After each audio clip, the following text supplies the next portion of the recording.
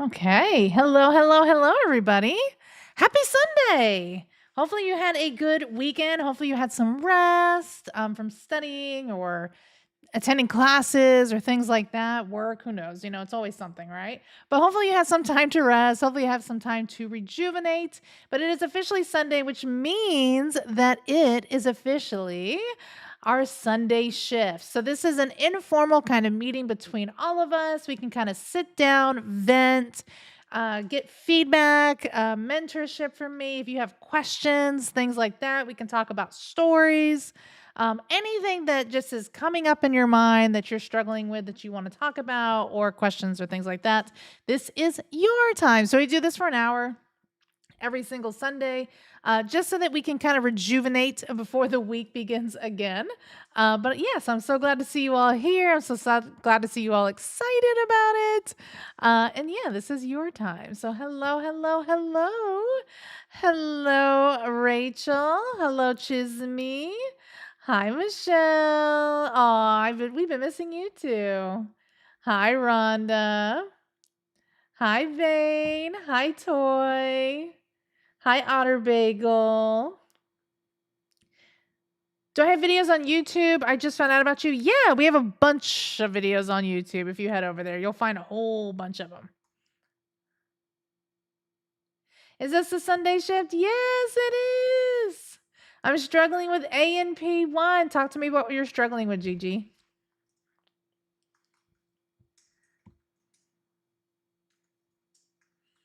Hi, all things investing. Hi, Skylar. Hello, hello, hello. So, first question, how many schools should I apply to? That's actually a really, really, really good question. So, personally, when I was going through nursing school and was submitting my applications, I submitted my applications for four different universities because that was what was in my area. I submitted to one university and three community colleges that were around me. I got accepted into all of them, but inevitably went with the more competitive program. But here's my deal. When it comes to submitting applications, put feelers out there. If even if it's like private schools, I know that private schools are really expensive, sometimes not always the best, but even if it's like private schools, community colleges, universities, put a whole bunch of feelers out there. And then whatever sticks, accept or decline, whatever works best for you, but I don't put all my eggs in one basket. I definitely don't put all my eggs in one basket for sure. What tease book do you recommend that I study? We actually have a study guide that we're working on at the moment. Well, it's been out, but we're working on the update.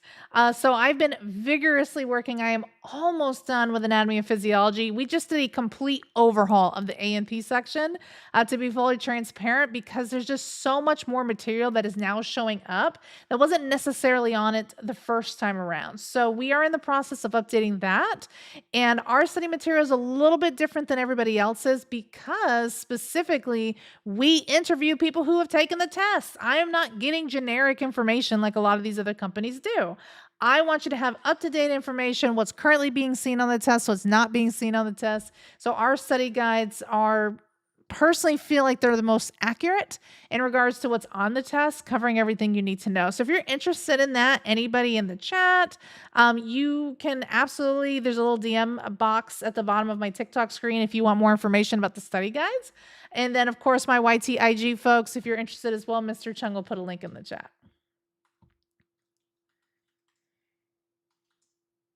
Can I get into nursing school if I failed a college class before, even if I retake it?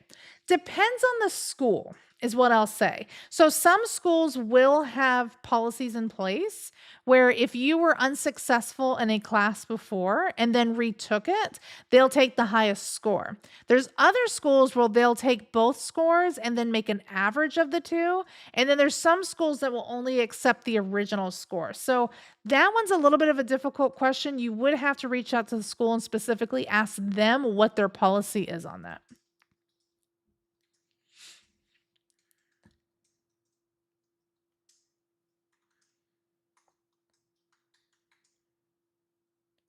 He says, I have a question or statement. I don't know. I missed my week of the reproductive system in the spring. Now I feel like this is the only system I can't remember.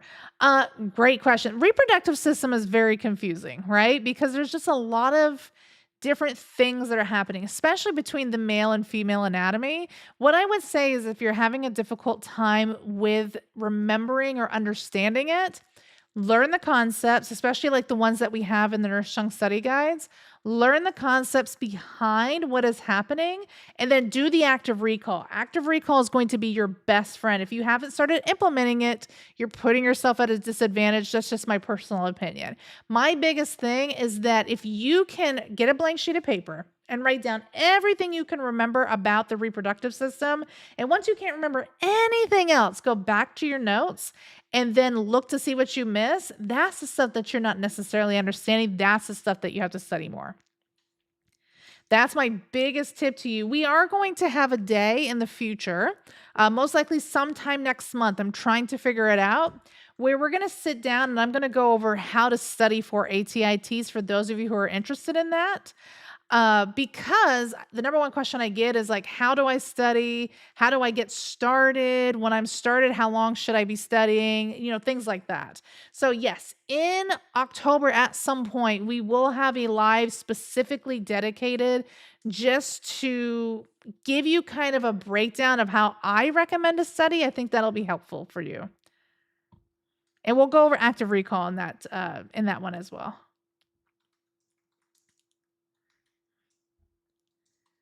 Aw, thank you, Sherry. I appreciate you.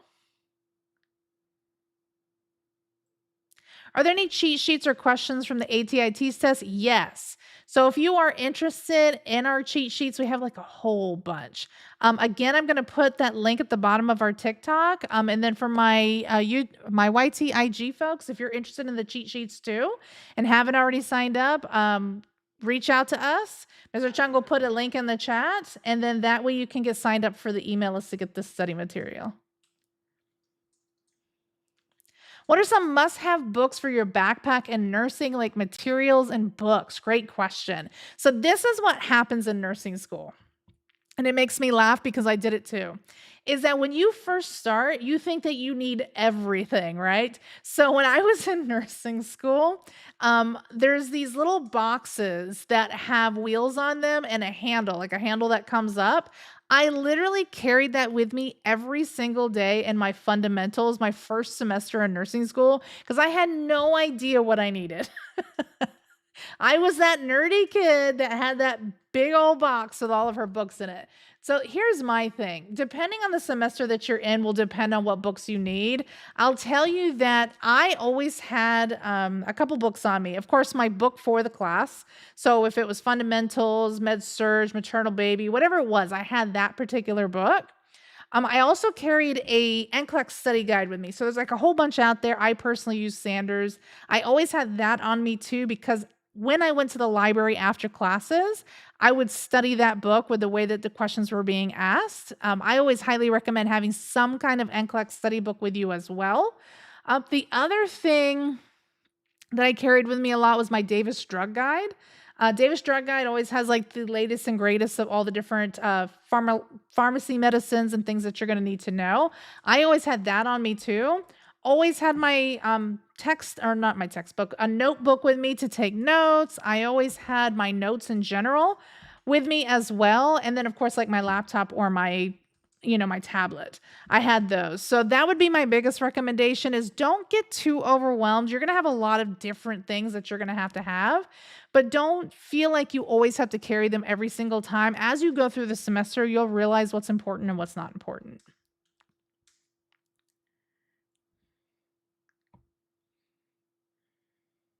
I see doctors carrying those bags. Yeah, a lot of providers will also have the rolly bags. Because there's just so much, especially like residents, newer doctors, and things like people like that. You'll constantly see. You'll always be able to spot a resident based on sometimes that bag. But yeah, I had everything and anything. It was too heavy to carry, so I got me a rolly bag. Hi, Noi.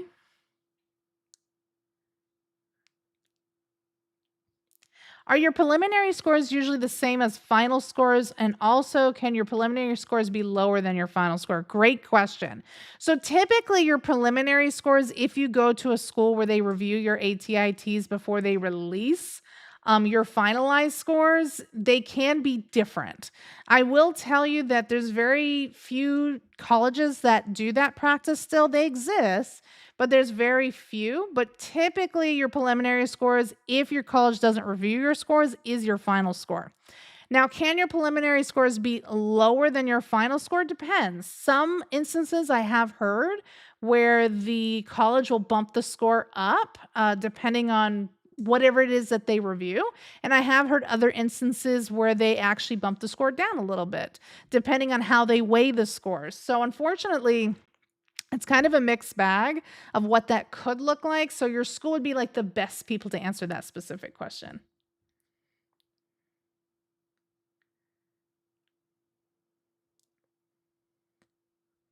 Should I wait to get the updated book or which one should I get now? Great question. So, all the books that we have, as long as ATIT's version 7 exists, will be yours forever.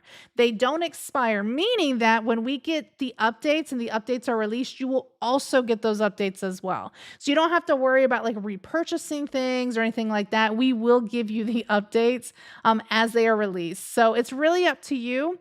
If you're struggling with concepts, I would always say minimally at least get the dark blue guide to learn the concept pieces.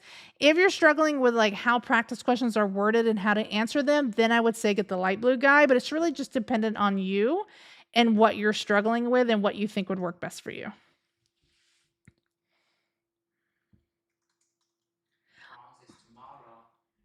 Who? Bronx, your teases tomorrow. You've got this, Bronx. I'm so proud of you. You're going to annihilate it. I know it. And thanks, Vane. I'm glad that you like the study guides. We did work really, really hard on them, and they are digital.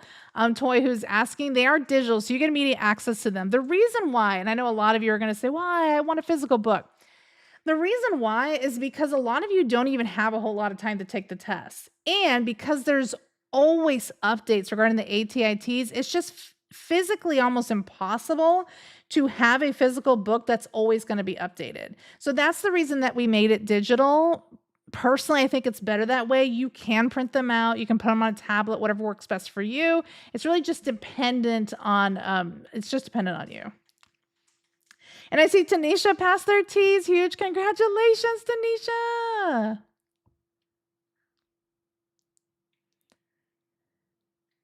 As a new student that has no knowledge about science, is it advisable to dive into the RN program instead of the LP? Honestly,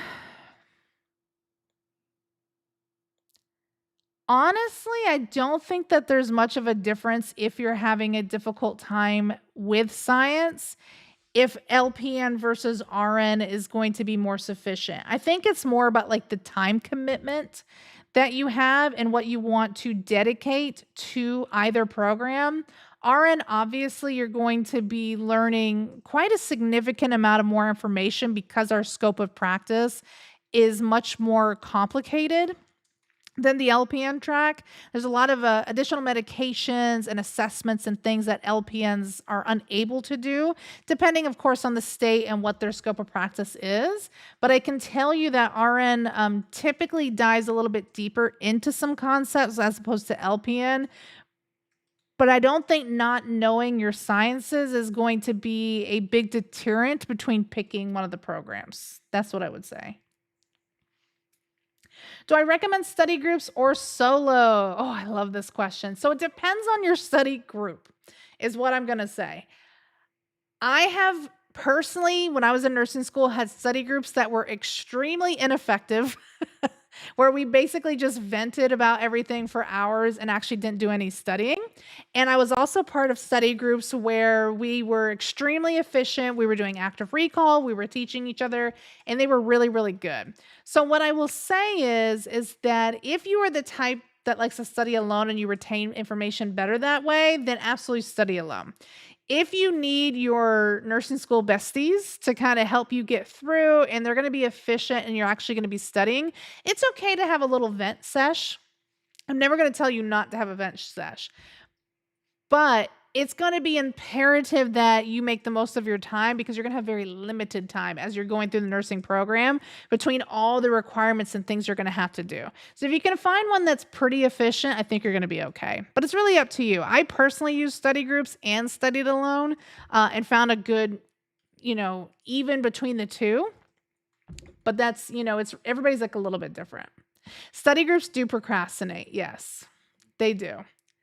You get to because they're experiencing the same things you are, right? So when you're going through nursing school and you find your people, you're all going to be experiencing the same thing. So as you're having like that vent session, of course the study groups aren't going to be very efficient, right? It's just it you tend to procrastinate quite a bit. So you might have to be that person that's like, "All right, come on, like let's get this back together. We need to get to studying so that we don't fail this test." You might have to be that person.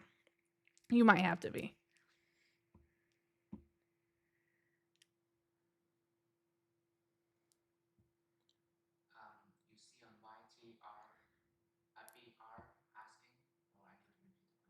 You might have to I don't see anything.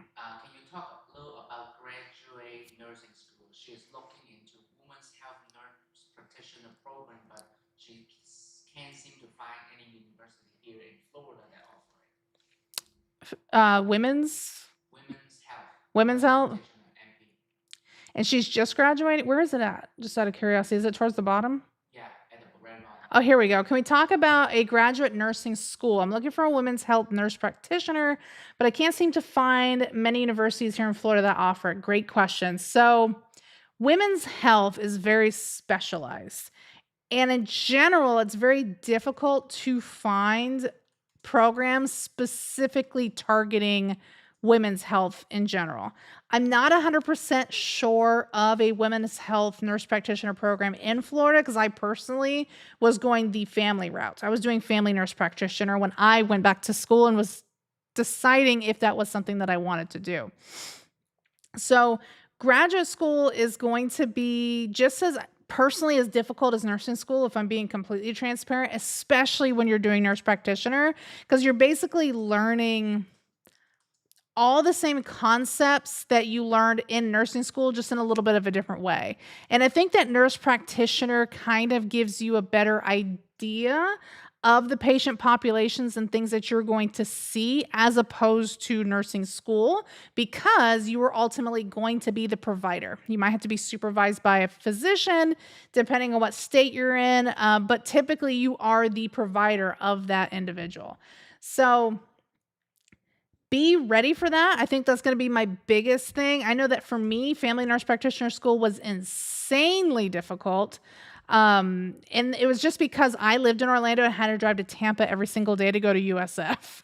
So that alone, that 2.5, almost 3 hour drive, depending on how traffic was crazy. I should have probably moved down there, but I just didn't have the funds at the time in order to do that. And I knew that with nurse practitioner school, typically it's very difficult to work. So what I will say is that if you can find a program that works best for you, you may have to be in a situation where you may have to move if that's specifically what you want.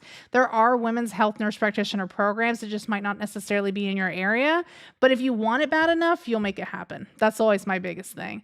So best of luck to you. I wish you the best in that process. But yeah, I've been there. I've experienced that with you, I'll say.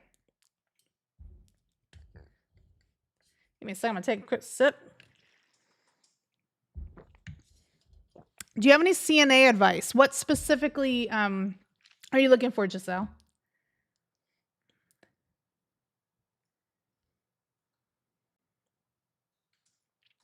Is there any way to see what I'm lacking on for the TEAS exam? That way I know what to study. Great question. So if you've already taken the TEAS exam, then you should have gotten a printout. And starting on page 2 of that printout, there's like a whole bunch of information that was a little bit more difficult that you need to spend more time studying. If you haven't taken the TEAS exam yet, then I would say you need to take a practice test and see specifically what areas you were struggling with based on that practice test. But yeah, there is ways that you can generalize it, or if you actually have taken the test, they'll give you straight up a study plan of how to study for the next time.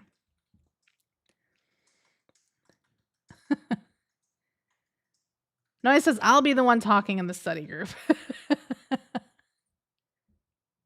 I just got into my nursing program for spring 2026. I'm so excited, but I'm also nervous because I don't know what to expect. Oh, well, first of all, huge congratulations to you for getting into your nursing program, Rona. What I will say is that it's going to be chaos, but it can either be organized chaos or it can just be disruptive chaos. It's what you make it out to be. So, what I will say about nursing school is the more you can stay ahead, the better off you are going to be. Typically, what happens and what happened to me in my first semester was I wasn't ready for the amount of studying and the time commitment that nursing school was going to require of me. I think that was the biggest thing. So when I got in, I kind of did what I did in my prereqs where I kind of like lounged about. I didn't really take anything kind of seriously. And then I ended up starting to fail tests and couldn't figure it out.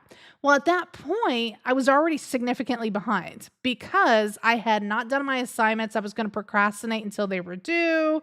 I hadn't really spent a whole lot of time studying for like simulations and different clinical checkoffs. I was also having to do a nursing home rotation in my first semester as well. So all of that put me really, really far behind. So it took me a while to figure out, one, how to study, and two, how to get myself further. So if you can get yourself organized and stay on top of everything and be a little bit ahead constantly, you're going to be great. That's why I said it can be organized chaos or it can be complete disruptive chaos. It's what you want to make it out to be. And here's the deal. Just know that nursing school is going to be your life minimally for the next 2 years, depending on which program you get into. There's going to be times where your friends are going to reach out to you and they're going to say, hey, we're going clubbing this weekend. You should come. And you're probably going to have to say no because there's probably going to be assignments due or there's going to be things that you're going to have to study for your next exam on Monday. Like, there's just always something that's happening in nursing school, and you just have to set realistic boundaries and expectations with yourself, knowing that there's a very good chance that you're not going to be able to participate in a lot of those things for the next 2 years. But this is what I will say, is if you can do that, and if you can build up the discipline, and if you can spend the time that you need for the next 2 years in this program, the rewards at the end of the tunnel is so much better than the small, insignificant rewards now, right? Going out clubbing on the weekend, you can do that 2 years from now when you finish your program and you've actually got money that you can spend to enjoy going out on the weekend and enjoying yourself without having to worry about studying and things like that. You know, a friend reaches out to you and wants to go have a drink. Again, that can wait. Your friends, if they're your true friends, will still be there. I lost a bunch of friends in the process of me going through nursing school because I couldn't hang out in club anymore. I couldn't go out drinking. They were having girls' trips that I couldn't be a part of. And those individuals didn't want to be my friend anymore. And you know what? That's okay. Because those individuals weren't my real friends to begin with. So that will show you who your real friends are. It's also going to show you if your partnership with your partner, if you have one, is going to last. Because I can tell you right now that the person that I was dating basically told me in my first semester that I had to choose between him and my program. And you know who I chose? I chose my program because I knew I didn't want to be broke for the rest of my life and that I just needed to spend 2 years busting my booty to get me to the finish line. So I told him, eat bricks at that point, and I left and I moved in with my parents because that's just what I had to do at that point in time. And I committed myself to 2 years, and the rewards are much better at the end of the tunnel. So it will test your relationships with people that you know. It will test your relationships with your family, your friends. It's going to be chaotic. It's going to be overwhelming. Get to know your nursing besties because they're going to be going through it with you too. So they're going to know exactly how you feel. The struggle is real, y'all. But just know that there's going to come a point in time where you're going to blink, you're going to be in practicum, and then you're done. You're going to be completely done. You just have to push through this hard part now. Things that are worth it won't come to you easy. I told that to somebody, I think a couple days ago, because they reached out to me about taking the T's. And they got a 20% when they took their T's. And I said, what happened? What was going on? Did you not have enough time to study? They said, no, I gave myself 2 months to study, but I never opened the book. I just wanted to take it to see how it went. And I said, okay, well, now we know what not to do the next time around. And they're like, well, can't you just give me the answers of what's on the test so that I can just study that and then just be done with it? No, that's not how this works, y'all. You have got to study for the T's and you have got to put in the time. If the T's in nursing school was easy, everybody would be doing it, right? It's only the strong and the determined that are going to get to the finish line. So things that are meant for you are not going to come easy, but what's meant for you will be for you. You've just got to put in the time and commitment and have the discipline. Yeah. Are your past BLS certification videos still valid for today's standards? Yes. So that comes with a caveat though. So on October 22nd of this year, not ATITs. On October 22nd, 2025, the BLS, ACLS, and PAL standards are going to change. So American Heart Association has not specifically released what the guidelines are and what is being changed yet. That's going to come out on October 22nd. And then there is a period of time, once those are released, that instructors are going to have to relearn what's new, number one. And then number two, there's going to be a point in time where you also have to get updated as well. So as of right now, the videos that are out there still apply based on the current standards, but I will do an updated video once the new ones are released. Aw, thank you, Noi. Thank you, Edna. I love that message. I'm struggling my third semester, but I know I'm going to love it when I'm finished. Yeah, listen, it sucks. I'm not going to sit here and pretend that nursing school is all candies and rainbows because I know that it's not, because I've been there and I've experienced it. And people that are teaching nursing right now that have never been a nurse, they don't understand the struggle. The struggle is real. We've been there. I have been in the depths with each and every single one of you and know how much it sucks. But I just know that even though it was a temporary, uncomfortable situation at the time, there's going to be light at the end of that tunnel when you finally get that RN behind your name or that LPN or whatever it is that you're looking to get. There's going to come a time where that certification is going to be behind your name and you're going to be like, damn, I made it, right? And nobody can take that from you. I think that's the biggest thing, is that nobody is ever going to be able to take from you what you've been through. I feel like I'm going to cry because nursing school was so traumatic, but nobody will ever take that from you. All the times that people tell you that you're not good enough, that you're not going to make it, that maybe you should find a different career, all the nights that you spend studying and struggling and just praying that you're going to make it, nobody can take that from you. Because when you get to the end of that tunnel, the rewards are endless. So yes, it sucks right now. It's going to suck as you move forward, but it's going to be so nice at the end of the tunnel when you finally get to that last piece and you're like, I'm done. And I did this and I persevered and I'm going to be an awesome, awesome healthcare practitioner. I've been there with you. I know it sucks, but you're gonna do it and you're gonna be just fine. Woo! I've been there. I'm sorry, y'all. I get emotional because I see so many people teaching nursing concepts that have never been a nurse, and it's a struggle for me because unless you've truly been through it, you're never going to understand or never be able to relate to somebody who has gone through or is going through that program. You don't have to be scared of nursing school. Nursing school, trust me, is going to be worth it in the end. It's just going to suck for a very small percentage of your life. That's all. What is BLS? BLS is basic life support. So when you go into nursing school, one of the things that you're going to have is your basic life support certification, which is just basically how to do CPR, what the process is. And typically, a lot of schools use the American Heart Association as the gold standard, if we're just being completely transparent. It is they're doing a lot of research and a lot of really good things in the community about different standards and how to save lives. So that is something that you will most likely have to get prior to going into nursing school, or probably in your first semester, depending on what they require. Yes, Alika, you will. Difference between BLS and ACLS. So basic life support is basic life support. Chest compressions, chest compressions, chest compressions. That's what BLS is. Can you follow these steps in order to sustain someone long enough before advanced providers can arrive to do the more advanced things? So ACLS is advanced cardiac life support. So that's where all the medications start to come in. We start doing timed trials with chest compressions, respirations, medications, defibrillators, cardioversions, like whatever it looks like. That's the more advanced concepts that you won't necessarily need to know at the beginning of nursing school, but you will once you move on and finish and become a graduate nurse.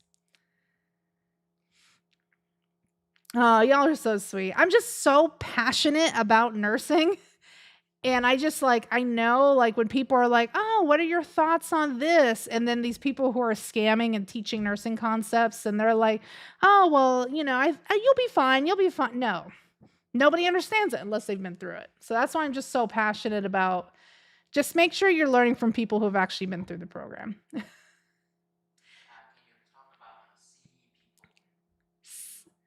I'm sorry, what? CEP. What is that? Can you tell me what that is? I don't think I've heard of CEP.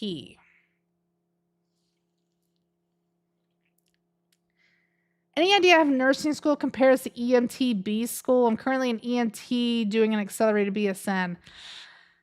I don't have a whole lot of experience in EMT because I never personally was one. I don't want to pretend like I ever was or that I understand what EMT school looks like.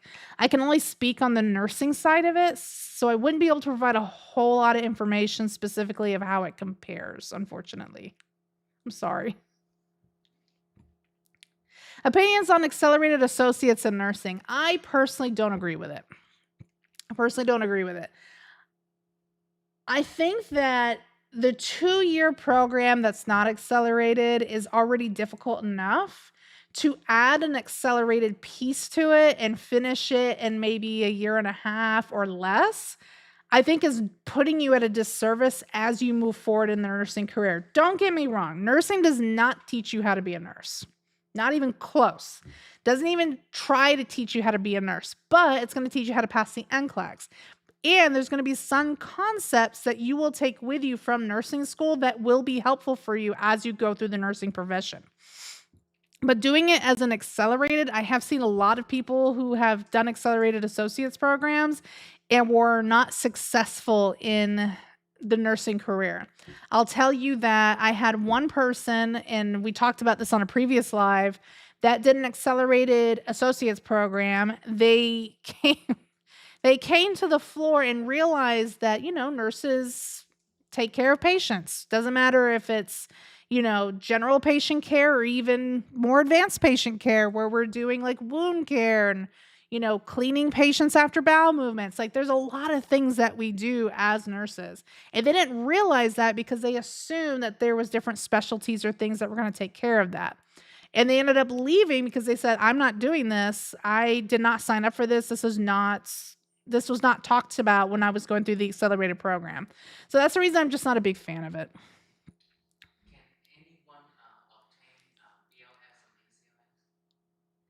Can anybody obtain a BLS and ACLS? Yeah, anybody could obtain it.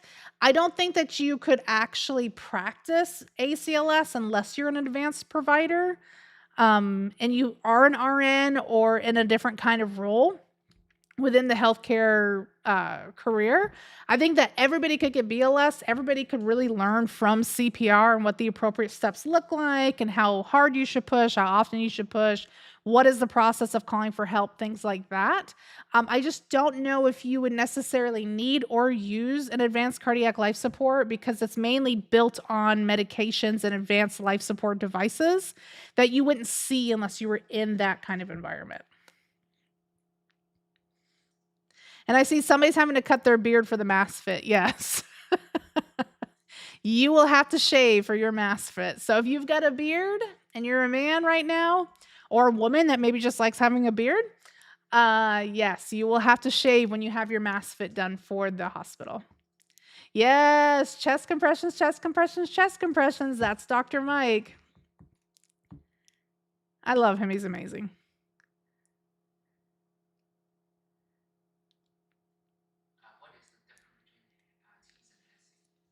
What's the difference between T's and HESI? That's a great question. We're actually in the process of trying to figure that out right now.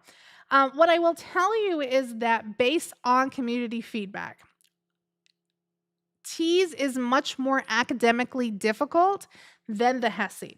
The HESI is more testing how well you learn, what your learning styles are, kind of like what your personality is, things like that.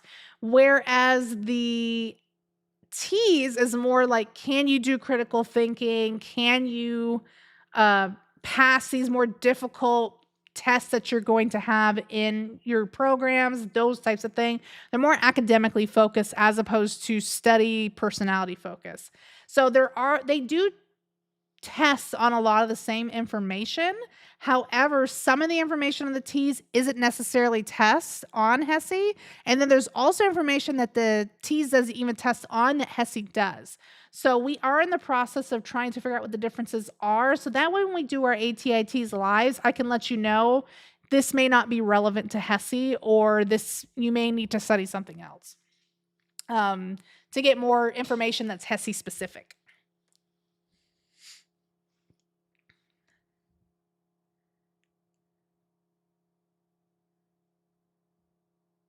Can LPNs obtain ACLS? LPNs can obtain ACLS, but there are certain things in ACLS that you cannot do depending on what state you are and what the scope of practice is.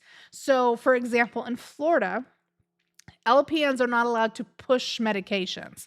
Well, in ACLS, a lot of the medications that we give, especially like epinephrine being the number one, we tend to push that medication as opposed to having a drip, right?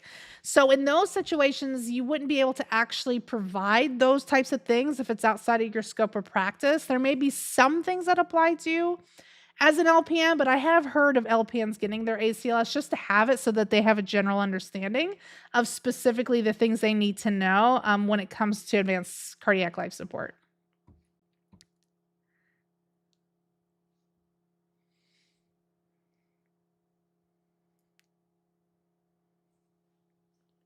Tips for pharmacology. Great question. So this is what I'll say about pharmacology.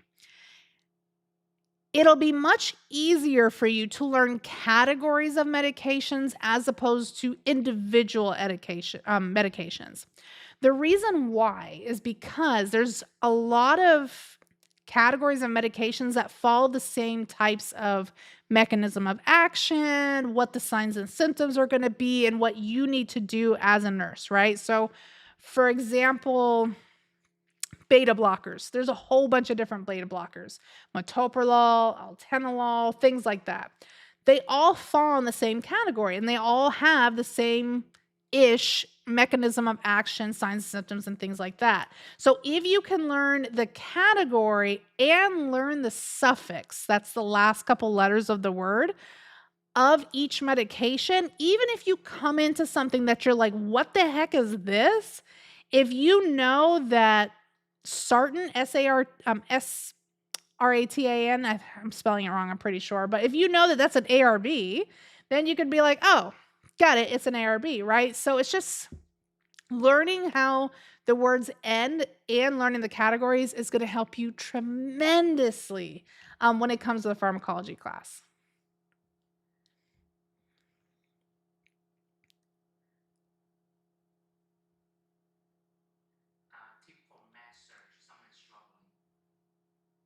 Tips for med surg, you're struggling. The biggest thing I can tell you about med surg is you've got to know, number one, this is how I study when I was in med surg, once I got there and I figured it out.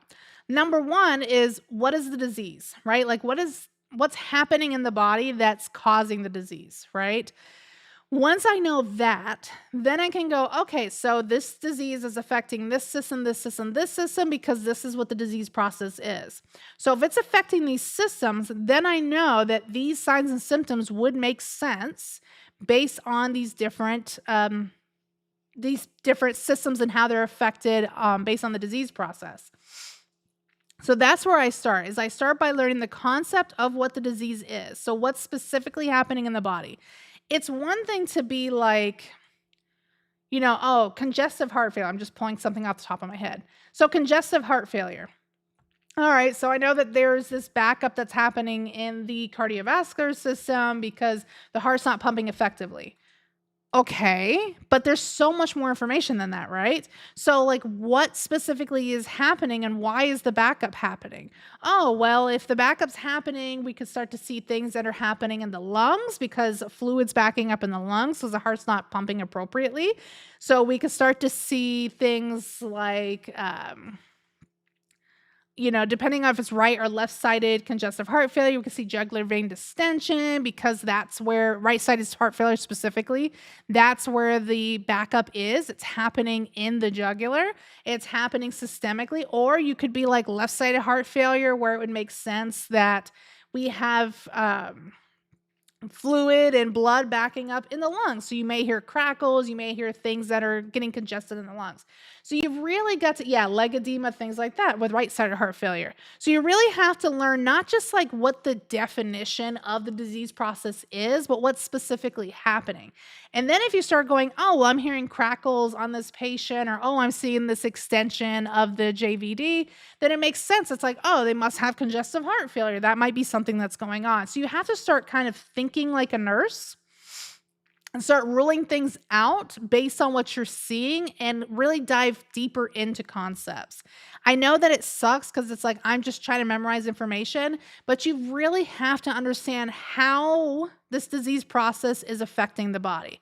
Once you can really grasp how this disease process is affecting the body, then you're like, oh, now I can start eliminating things that it could or couldn't be. That's my biggest advice to you when it comes to medical surgical, is learning concepts and really understanding what's happening systemically with the different body systems, instead of just trying to memorize. Because the problem is a teacher's going to hand you a PowerPoint and they're going to be like, okay, so here's congestive heart failure. Here's the definition. Here's the signs and symptoms. Have at it. That's not actually teaching you anything, right? I don't understand why this is happening. You have to understand the whys behind why things are happening. It'll help you tremendously as you move forward.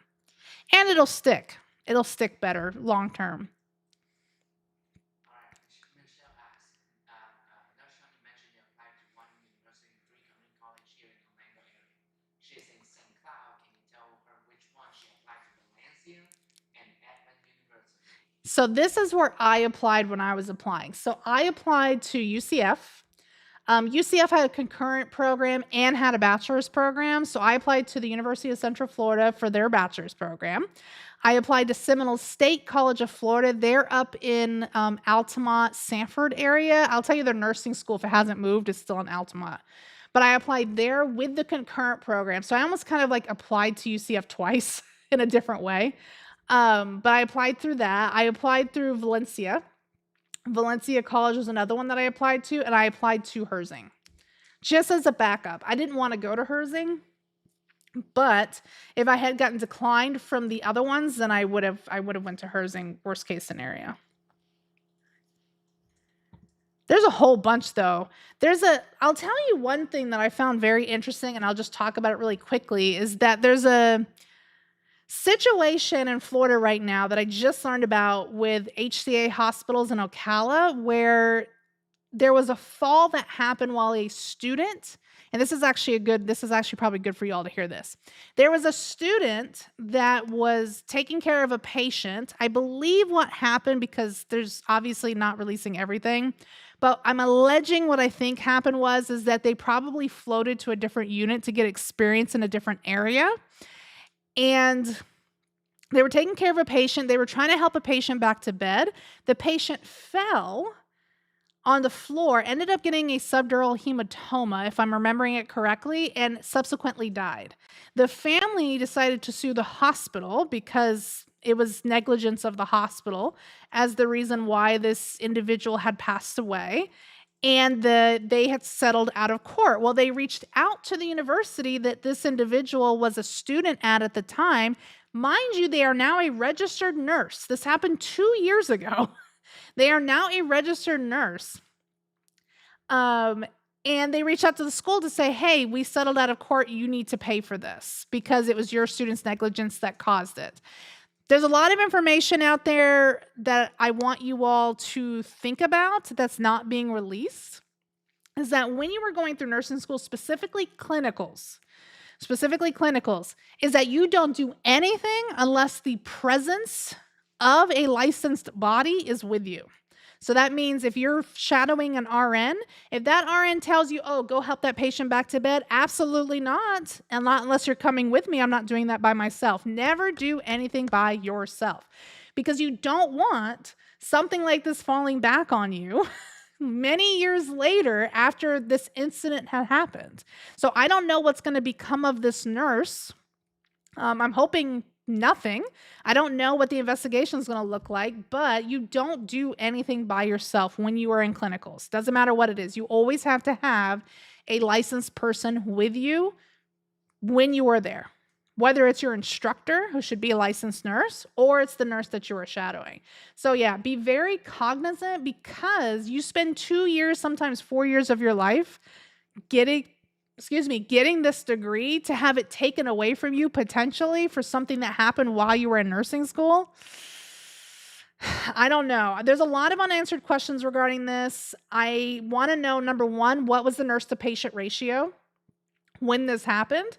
The nurse that was supposed to be precepting this individual as a nursing student, what was their ratio? Was it a medical surgical unit? Was it PCU? Was it something higher? Were they if they were on med surg, were they in an 8-to-1 ratio like we typically see in the state of Florida, where they were unable to appropriately supervise them? There's things that happen just because I've been here, because I've witnessed things, and because I have worked in unsafe patient conditions, that there's a lot of things that I question happened. I'm not saying that the student maybe didn't realize that they needed to have someone supervised with them while they were helping. They may have just thought that they were helping this individual and trying to take something off their plate. But you also don't want to be in a situation years later, you finally get your degree, and then now that you have your license, they're going to start investigating you as specifically what happened. So just be very, very careful. You've worked way too hard as a nursing student. You're going to work way too hard as a nurse to be in a situation like something like this could happen. I'm going to do a little bit more digging and research on it, and then I'll do like a reel or something on it. But you just have to be very, very careful for those of you going into nursing school that things like this can happen.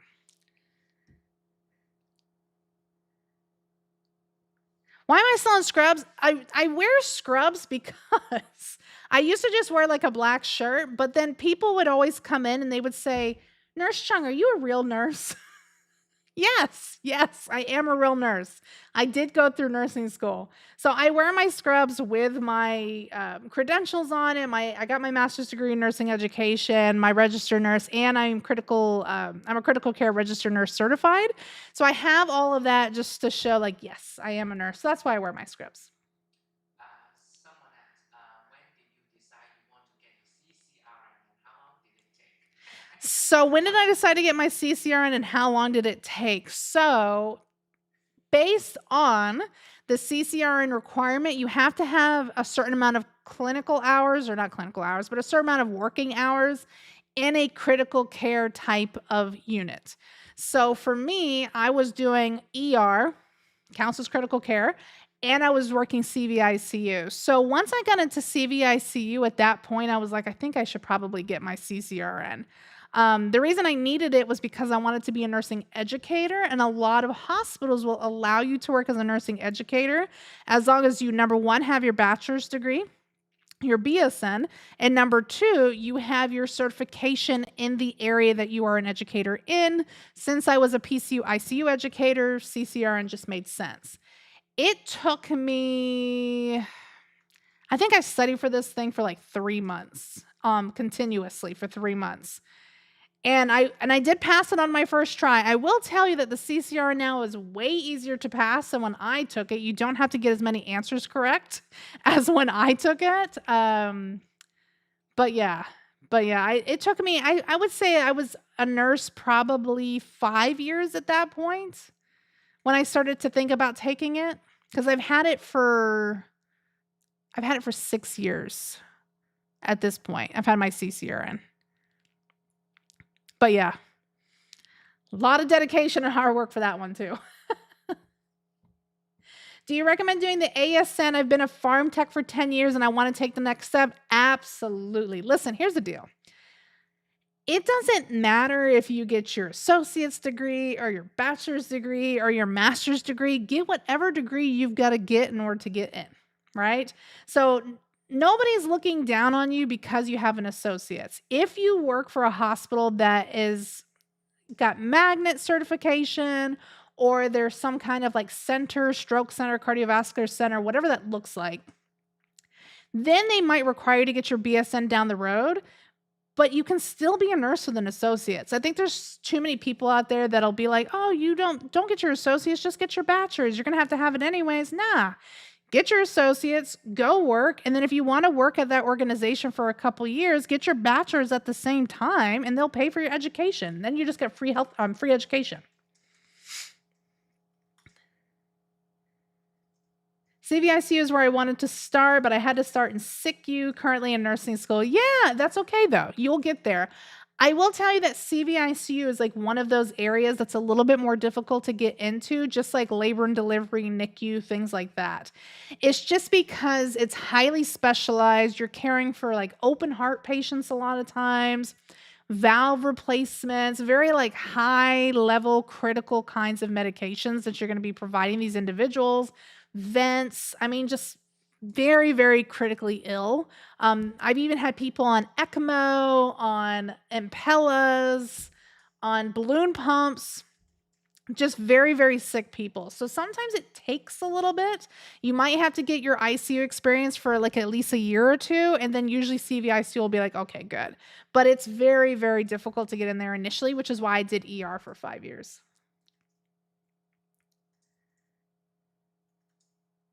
Yes, and protect yourself during clinical. I will tell you that it was a policy when I was a nurse that you had to have your own medical malpractice insurance as a nursing student, going through the program just in case, because a lot of these community colleges, universities, they have these agreements with the hospitals that say if you were to harm a patient, that the hospital is not held financially responsible. It's just something that exists out there. So personally, I had my own medical malpractice insurance just in case anything happened. It's not that expensive. I highly recommend that you protect yourself, protect your license just in case something was to go down. It's better to have it and not need it than to need it and not have it.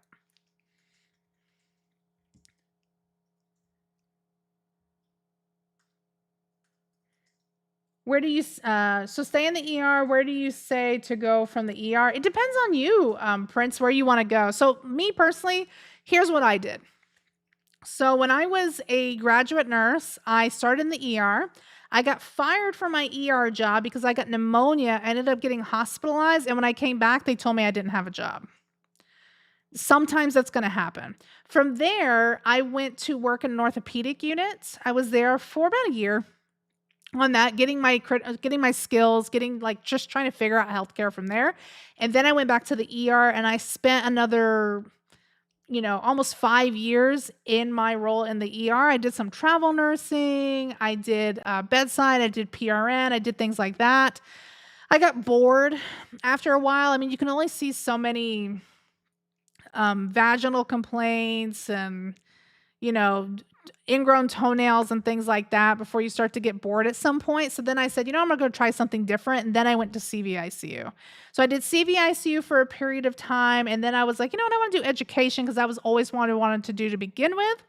ER education was a little bit more difficult to get into, but I was able to get into an ICU education position. And I basically did that for, I want to say 3 years before I went to corporate education. So corporate education just basically is like creating training programs and making sure that we're following current standards and things like that when it comes to critical care units like ICU, PCU, intermediate critical care, things like that. So that's kind of what I did. But everybody's journey is going to look different. I had somebody that went from the ER to NICU. Like it's just going to look different depending on where you go. How should one prepare for nursing school? What should they study or review to be ready for day one? So, how should you prepare for nursing school? My biggest recommendation to you is that you know your A and P front and back. I say this over and over again, and people are like, "Ugh, I have to learn A and P." This is the reason why you have to know A and P, because your teachers are not going to teach it to you. I hate to say it, but they will literally tell you, I am not going to teach you anatomy and physiology. You should already know that because you've passed the class. So, there's a lot of excellent teachers out there that really go into the depths of concepts when it comes to healthcare, but there are some that are going to teach you very high surface level information, and it's not going to really get into the nitty gritty of the things that you know, which honestly puts you at a disservice at the end of the day. So you have got to know A and P, because if you can know it now, it's going to help you tremendously as you move forward and you're learning disease processes and concepts related to that. The other thing I always recommend too is start learning your dosage calculation now. A lot of people have trouble with math, especially when it comes to fractions and things like that. If you can start learning your dosage calculation now, you're going to set yourself way ahead of the game because you're already coming in with that knowledge.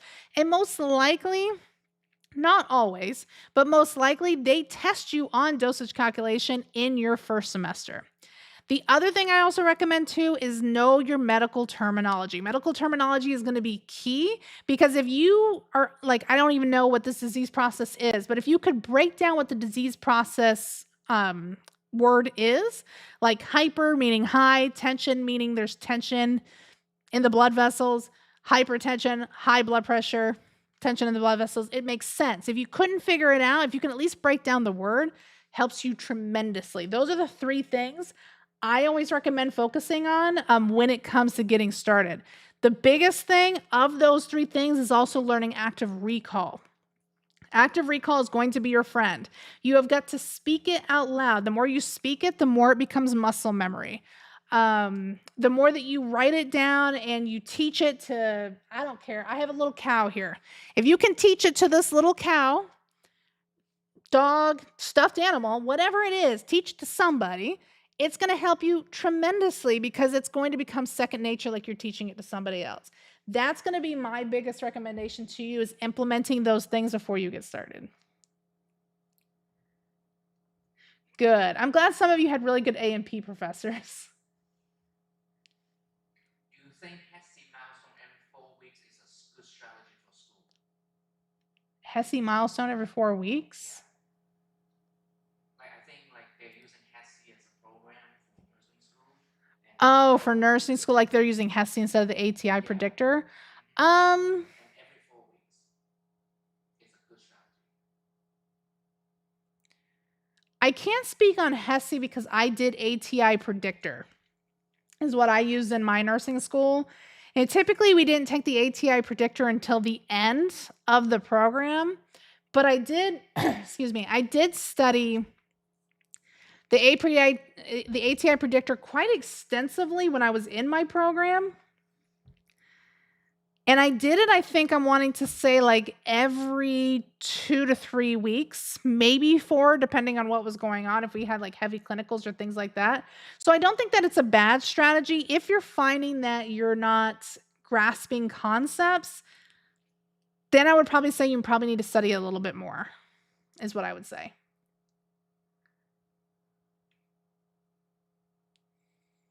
Hey, I love my little cat. I'll teach it anything. I'll teach this spray bottle. I don't care what it is. If it's in front of me, it's going to get taught. Any recommendation how to get an ICU job as a new grad? I don't think that it's as difficult to get an ICU job as a new grad. I mean, that's just like personally my feeling regarding it. I think that it's when you try to get the more specialized ICU programs, those become a little bit more difficult. If you were trying to do like surgical ICU, cardiovascular ICU, trauma ICU, burns ICU, like those more difficult types of specialties, I think those scenarios are going to require you to have to do a little bit extra. But to be honest, even general ICU, you could probably still use these tips. I think your biggest thing, number one, is making sure that you have a really, really good resume. So your resume really needs to lay out all of your experiences. If you did one day in ICU during your clinicals, write it down, put it down there, just whatever's going to help you. Make sure you really lean in on critical types of concepts. I am sure that you could literally Google what critical types of concepts would be important for ICU, and you just make sure you really lean in on those. Don't lie and say that you've done them because they're going to find out sooner or later, but really lean in on the fact that you've spent time researching, studying them, and things like that. And actually do research and study them.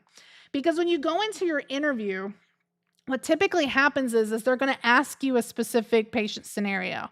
Oh, you're taking care of this patient. It might not even like be super in depth in regards to something medical, but you'll still have to understand that a patient's is deteriorating. So, for example, say that they ask you, have a patient that in the morning was alert and oriented, and in the afternoon they started to only be oriented to their name, and they were starting to slur their words and things like that. Everybody wants to jump straight into it's a stroke, it's a stroke, it's a stroke. But here's the deal, there's something else that mimics a stroke. Does anybody know what it is? I'm just curious if my smart cookies out there know what mimics a stroke and it's not actually a stroke. If you can say this during your interview, you are going to make the people that are interviewing you just like, they're going to love you because nobody talks about this in the interview. And if you don't know what it is, it's okay. Not Bell's palsy. Something specifically that you can test for that can mimic a stroke.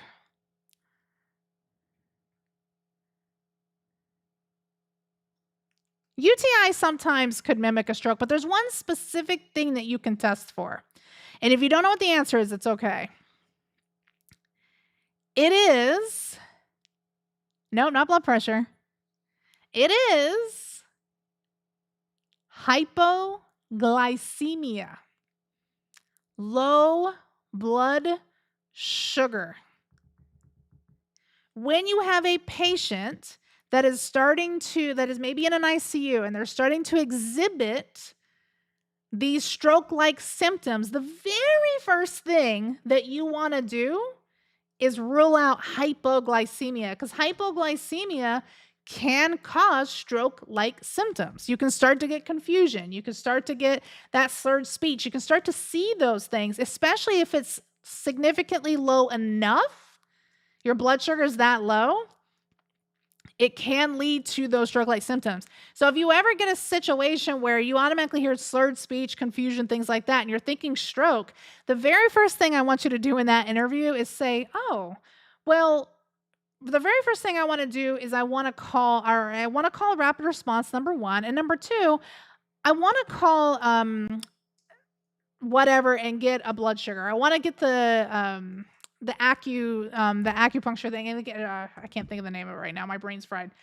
But I want to get I want to check their blood sugar, and I want to see specifically what it is. People when they interview don't ever expect that you're going to know that.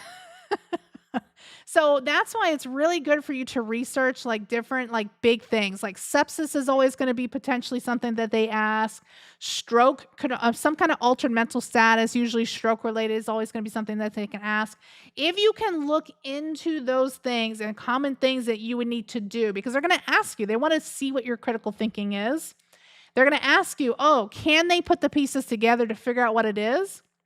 Because if you go through the whole process, especially with the stroke, of saying, oh, I'm going to call a rapid response, I'm going to alert the physician, I'm going to get them ready for CT, I'm going to, Make sure to find out what their last known well was, like all of that stuff that's important regarding stroke.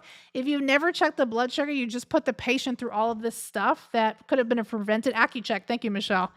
I said acupuncture. My brain's fried.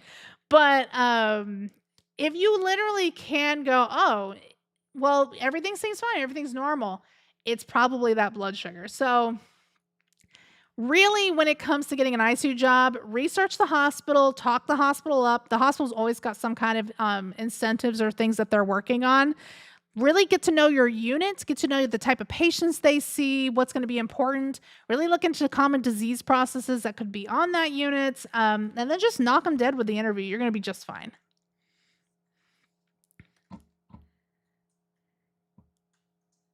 I have an interest in wound care. How do I look up pathways to specialize in that area as an RN? That's a good question.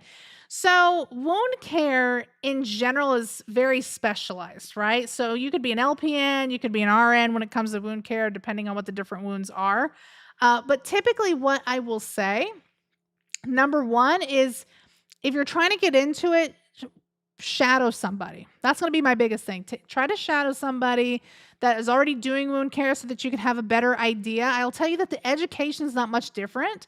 Typically, they want you to have your bachelor's degree or higher, typically. And if you're really interested in it, you can look at certifications. So there's a certification, it's a really long one, but it's some kind of like wound, ostomy, continence nursing certification, something like that. Study for that and get familiarized with it because that will put you ahead of the game from other people who are also applying to the same things.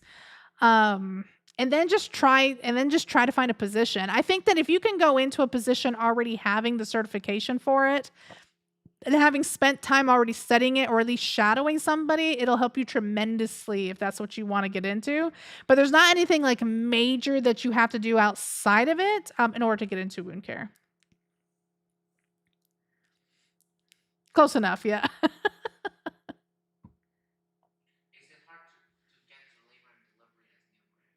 Is it hard to get to labor and delivery as new grad? Is it hard to get to labor and delivery as a new grad? Yes. Extremely hard because think about it.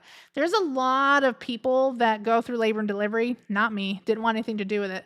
But there's a lot of people that go through labor and delivery that want to be a part of it, and they'll apply for those jobs once they complete their nursing program and something becomes available. I will tell you that typically labor and delivery doesn't like to hire inexperienced nurses, graduate nurses, because they really want you to already understand the basic fundamentals of how to be a nurse before actually getting into the L&D specialty. They want you to already understand like how to take care of wounds, how to do vital signs, how to have an appropriate time management when it comes to like a patient load, things like that. That's the stuff that they don't necessarily want to teach in a highly specialized area. It doesn't mean that they don't have graduate nurses that go in there. That's just typically their viewpoint on it because it is a highly competitive field. If you are wanting to get into labor and delivery straight out of school, this would be my biggest recommendation. A lot of you won't do it, but some of you will and some of you will get in. So, my biggest thing to you is volunteer your time in a labor and delivery unit. Volunteer your time as a NICU nurse, whatever unit you want to get into. If that's what you want, volunteer your time. It sucks. You're not going to get paid for it, but you're going to get in and you're going to start to know the staff. You're going to start to know the management. They're going to see how hard you work. And then they're going to be like, oh, so-and-so, are you about to finish school? Well, let me know when you finish school and you apply with us. I want to bring you in for an interview. That is how you get your foot in the door when it comes to L&D. A lot of hospitals have volunteer opportunities, and they'll specifically ask you where you want to volunteer. And if they have the availability, they will put you there. And that's how you basically have to brown nose. It's all about who you know, right? You basically have to brown nose and get in and really get to know these individuals, and they'll look out for you. The nurses usually look out for their own, especially in highly specialized areas. But that's what I would recommend. Volunteer your time. When you have the time available, really get to know everybody, really get into everybody's business as much as you can without being really super clingy or too nosy. right? Like you don't want to be that person that's like, oh gosh, this person's back again. You don't want to be that person. You want to be the person they can rely on. But that would be my biggest thing. Volunteer your time, get to know the management, submit your resume. You've already got their names, and most likely you'll get in. A lot of people have done it that way. A lot of people have found success. How long you been in the field in nursing? How long have I been in nursing? I've been in nursing. It'll be 14 years in November. Ew. Nurse Cheung old, y'all. Sorry. Nurse Cheung old. I've been a registered nurse for 14 years. I've been in healthcare since 2010. So that's 15 years? No. Yeah, 15 years. Nursing is so old she can't even. I can't even remember. I was a education administrative assistant for about 2 years prior to going to nursing school. So maybe it wasn't 2010. Maybe it was 14 years. I did 2 years of nursing. That's 16. So 18 years. Oh gosh. I didn't even like think about it. 18 years, y'all. That's what happens when you get older. Your mind starts to go. I've reached that age that my mind is leaving me. But yeah, 18 years I've been in healthcare. 14 years I've been a registered nurse. It's been so long, I forgot. Oh my gosh. Can you quickly talk about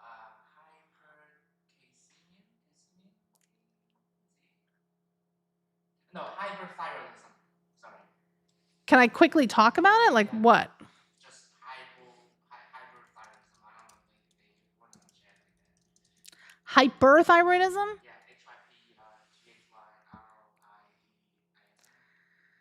HYPGHYROIDISM. So hyperthyroidism, number one, your thyroid is right here. So if you all touch your throat like this, down towards the bottom, there's usually a crease here, down towards the bottom, some of you may be able to feel it, some of you may not. I have a little bit of a bigger thyroid, so I can actually feel my thyroid. Doesn't mean I have hyperthyroidism, it just means I have a big thyroid. But hyperthyroidism is usually when your thyroid produces too much thyroid hormone. So typically you're going to have this very accelerated body metabolism. So if your body's metabolism is high, what do you think is going to happen? You're going to see weight loss, right? Because it's just always go, go, go, go, go. You're going to have a rapid heart rate because, again, all of that increased metabolism requires what? It needs oxygen. So the faster we can get oxygen to the tissues, the more that we can keep up with this increased body metabolism. So rapid heart rate, typically people are very anxious with hypothyroidism. You're going to see them, they're going to be like if they're in like really bad hyperthyroidism, they're going to be very sweaty. They're going to have tremors. They're going to be very moody, things like that. So there's different versions. Like my brain, you see my eye twitching. It's like I'm trying to think of everything in my nursing brain.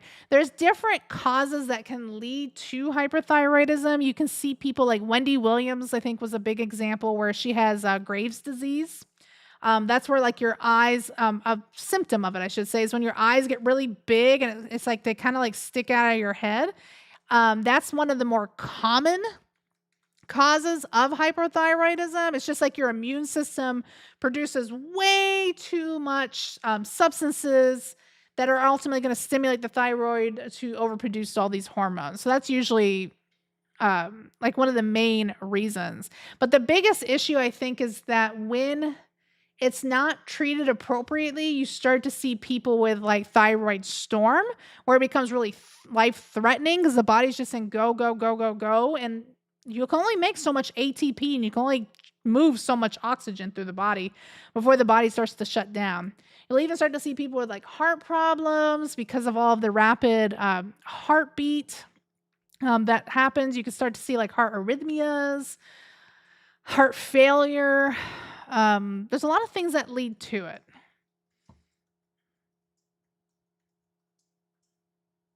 That's all I got on my brain right now.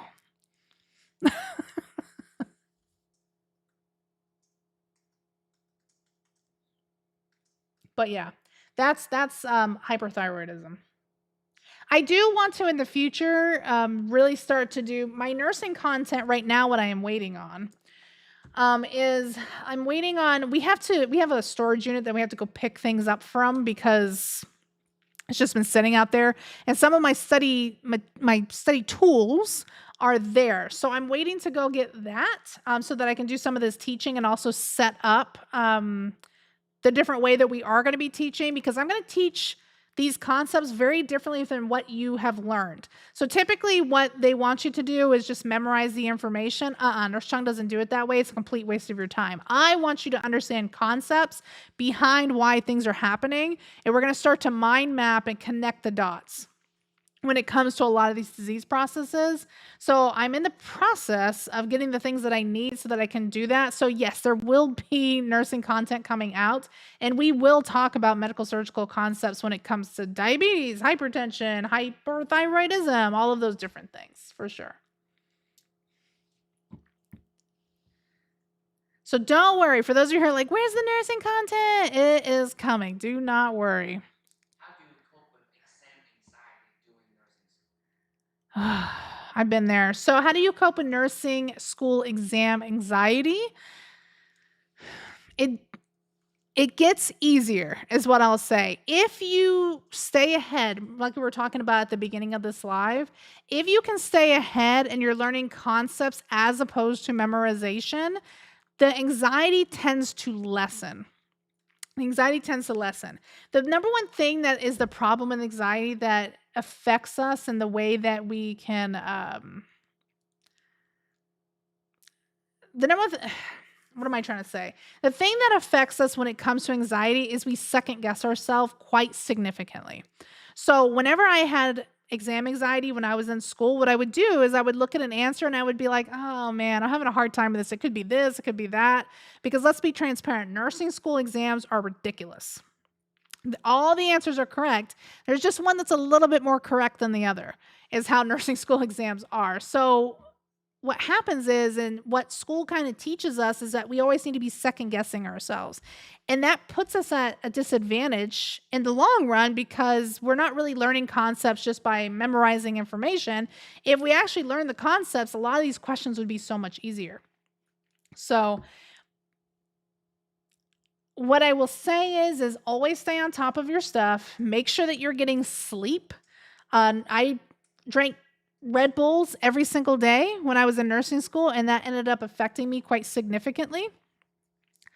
I ended up jacking my heart rate up and my heart in general. So now you can't even have caffeine. But make sure that you're eating a proper diet. Make sure you're getting sleep. Make sure you're staying ahead. Make sure you're learning concepts. And over time, the nursing school exams will get easier. Trust me, I've been there. All right, I think last question Okay. because we passed time already. Okay. What advice would you give for farm health assessment and fundamentals? What advice would I give for farm health assessment and fundamentals? That's a lot. That's 3 really big classes. Okay. So pharmacology, let's break it down one by one. So pharmacology specifically, I would say make sure you're learning the categories, not necessarily the individual medications. There will be certain medications you will have to learn individually, of course, but there's a lot of medications that just fall into categories. So make sure that you are really truly understanding the categories of medications, what their mechanism of action is, and what their signs and symptoms are. That'll help you tremendously than trying to learn thousands and thousands of individual medications. That would be my recommendation for farm. For health assessment, the biggest recommendation I can do for that is practice makes perfect with health assessment. You are going to be doing a lot of assessments on people, a lot of different body system assessments, full body assessments. Get a dog, get a partner, get a family member. When I was in nursing school, I had my dad. So my dad would lay on the bed and I would be like, shut up. I'm going to listen to your heart. Obviously, you don't talk to patients that way. But my dad is so sarcastic and irritating that it made it so difficult for me to get through practicing health assessment. So sometimes you might have to say, I need you to shut up because I'm trying to learn this. And I need to do this assessment on you over and over and over again until I get it. So the more that you practice the health assessments themselves, the easier they will become, the easier it'll become second nature to you. Because to be honest, you're going to be doing a lot of assessments when you get out and you become a graduate nurse. So get somebody that will help you that won't irritate you too much regarding that. And then fundamentals, I think personally is one of the harder classes because you take it first. Fundamentals is going to teach you a lot of various concepts. It's not going to necessarily follow a certain flow. So you're going to learn a lot of things like infection prevention, how to take vital signs, how to do assessments, different types of simulations that you might have to do regarding generalized patient care. There's going to be a lot of like Maslow's hierarchy of needs, starting to learn like prioritization, what should come first, what should come last. Goodness, there's just so much that you know. Fundamentals tends to be one of the more difficult things. What I will tell you is just take one concept at a time when it comes to fundamentals because they're going to throw a whole bunch of stuff at you to see what sticks. Since it is your first class, if you can be way ahead, meaning like you are working way ahead of when assignments and things are due, that is going to help you tremendously. So as soon as you get your syllabus, typically, depending on the school, you'll get it some period of time before you actually start your classes. That will give you an idea of what you're going to start learning first. Start learning it now. Don't wait until you actually get into school and then start to try to study. Start learning it now. Take that from me as somebody who almost failed fundamentals. Is the sooner you start learning, the better off you will be. So I think that's my biggest recommendation regarding those 3 classes. They're 3 really, really, really big classes that you will take. But honestly, the more that you can categorize things and put them into a box, the better off you will be. Because honestly, a lot of things follow the same ebb and flow. You just have to figure out what the category is and how to put it together. Yes, fundamentals is tough. All right, y'all. I'm nursed out. Yes. So for my TikTok folks, a lot of you are asking about like different study materials. You have a lot of questions for me that maybe I didn't get around to answering. Things like that. I just put up a little direct message at the bottom of your screen for my TikTok folks. You're more than welcome to reach out to me. Mr. Cheung is there. He can try to answer some questions for you regarding study materials. If it's something nursing specific, obviously I will be the one answering that because Mr. Cheung is not a nurse. He's just a math expert and helps me with all of my math material. But otherwise, I think that I'm going to hop off. We did go over about an hour and a half, but that's okay. We were having fun, so I loved it. Thank you so much, everybody, for coming. We will be doing this every single Sunday. I think next Sunday we won't be doing this, if I'm not mistaken. Is it next week? No, we're still doing it next week. We are still doing it next week? Okay, so no. So next week we are still doing it. I have to go take care of my mother's 500 cats. She doesn't have 500, more like 60 something cats, but I still have to go help her take care of them while she's out of town. So that is where I will be. I'm helping her with that. So I may not necessarily have good internet, which is the reason why we won't have lives from the 7th to the 13th. So just be cognizant of that. But yes, I will be back tomorrow. We're going to be covering specifically science like we always do. It's going to be properties of solutions. I think we're going to be doing moles and osmosis diffusion, things like that. So super, super excited about that. Tuesday, we're going to be actually doing English instead of reading. I just have to make up for the English that we missed last week for all of you that were requesting it. And then Mr. Cheung will be back on Thursday with more math. So I hope that you all have a wonderful weekend. Thank you so much for coming and being part of the Nurse Cheung community. We'll be back next week to answer any questions that you have, kind of sit down, chit chat about healthcare and all things thereof. But I hope you have, a very good week.